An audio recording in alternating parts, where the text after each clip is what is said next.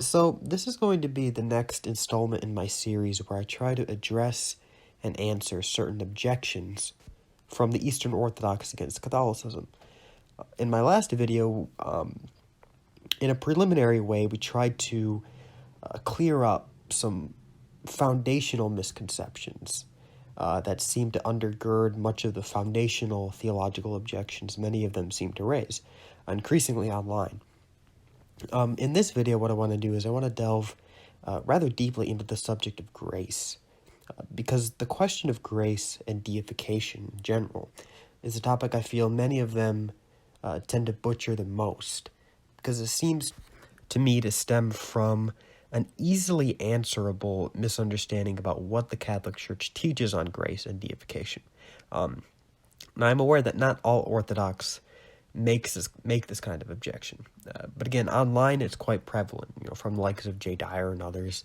It also seems to me to be a good way to set the stage in dealing with the essence energies distinction, because the issue of deification is why Palamas articulated the essence energies distinction to begin with. So let's dive in. What exactly is the charge here? Well, it has to do with whether grace is to be considered created or uncreated. Now, for the Orthodox, they consider grace as none other than the uncreated divine energies working salvifically in the rational creature unto divinization or theosis. That grace is uncreated for them. And that it is uncreated for them is crucial, because if deification is going to happen at all, then we had better be interacting with something that is of the divine himself, namely the uncreated. So if we're simply interacting with the mediating creature, then there's really no participation in the divine, and therefore no theosis. According to a lot of them, Catholicism falls right into this trap by referring to grace as in any way created. In fact, in the debate I had with Dyer, he said that with complete conviction that the Roman Catholic doctrine on grace is that it's a created infused substance, as if God gives you some supernatural creature to effect sanctification in your soul. Now, I will concede straight away that if this was the Catholic doctrine on grace, I would indeed have a very hard time remaining a Catholic. If we believe that grace was just some created reality that God mediated to us, and we called that a participation in the divine nature, then that would be utterly absurd to me, and transparently so. I wouldn't really be able to fathom how anyone could find that remotely satisfying on any level. But thankfully, that's actually not even close to what we believe, and how anyone can read that into Catholic dogma is beyond me. So let's take a look at the sources first, before we break down speculatively what is the Catholic doctrine on grace as to its essence. First, I want to look at one of the primary sources that these guys like to cite, and that would be Ludwig Ott's Fundamentals of Catholic Dogma. Now, what Ott does here is he lists the dogmatic tenets a Catholic is to believe concerning the nature of grace. So let's just go through some of them in light of this charge. First, and this is perhaps the most important one relative to the charge, Ott says, quote, "Sanctifying grace is a created, supernatural gift really distinct from God," unquote. Now, at first glance, obviously, this seems to fall right into the trap of the caricature. We're saying that it's a created gift that is not to be identified with God as he is in himself, which should only leave us with one option, a created substance, right? Well, not quite.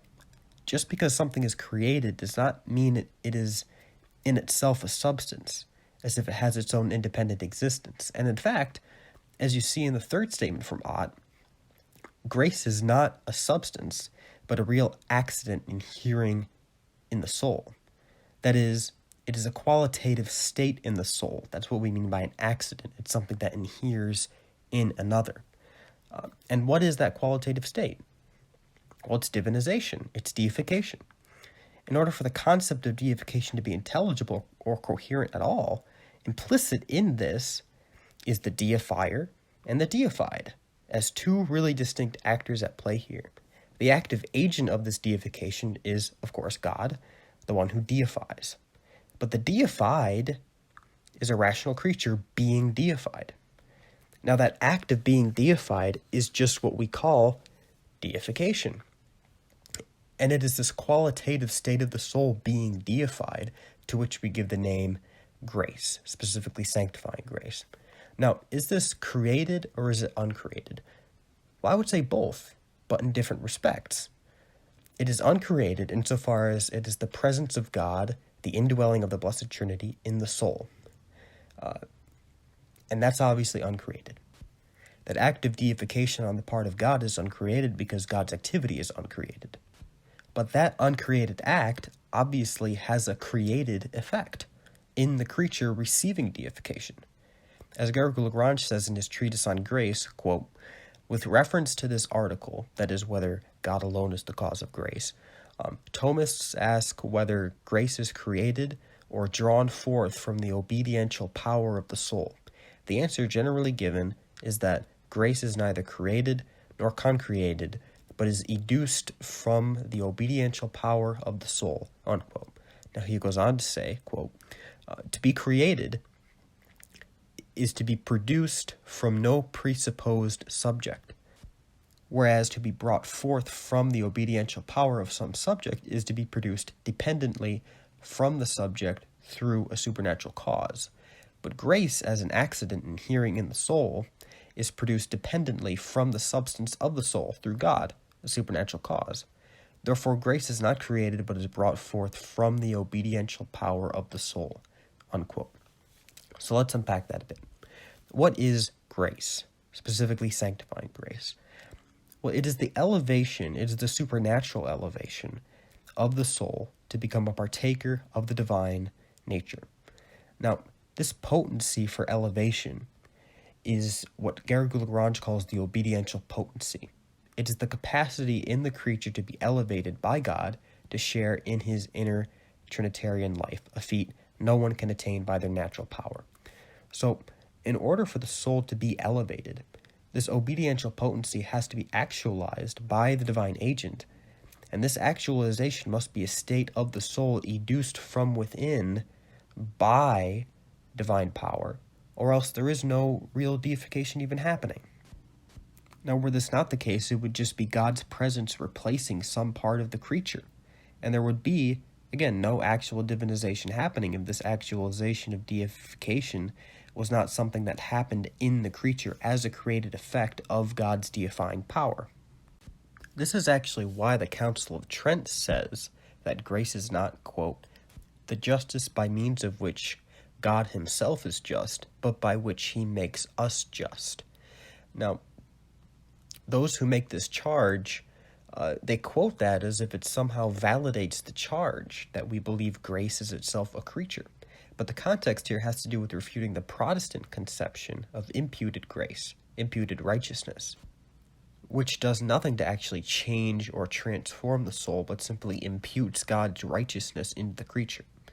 So, while the charge of the Orthodox is on a different wavelength here than that, the ontological effect is essentially the same.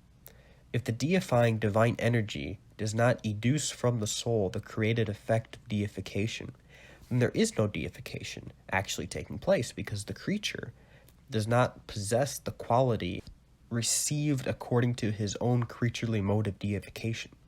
To use an analogy, consider a stained glass window receiving the light of the sun. Now, what effect does that have on the window? Illumination. That illumination is, we could say, a windowed effect.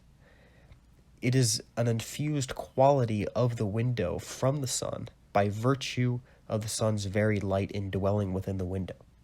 The effect of that indwelling just is the illumination of the window, that is, the light as received by the window through the window's mode of existence. The window is having a true encounter with the light, and that encounter educes from within the window illumination, which the window could not attain but by the reception of the light, which is properly the sun's. By the same token, God's deifying activity or energy on the rational creature is truly and properly his uncreated act. But when that uncreated Trinitarian act of God indwells within the rational creature, of course it has a created effect. Otherwise, there is no deification happening to the creature. The creature, upon receiving this divine indwelling, undergoes a transformation of the soul, educing from within it a new state, a new mode, a new quality, infused in it by God's indwelling. And that quality brings about deification in the rational creature, and thereby makes him a partaker of the divine nature. That is the created effect, because it is an effect happening in the creature. That's what we mean when we refer to grace as created.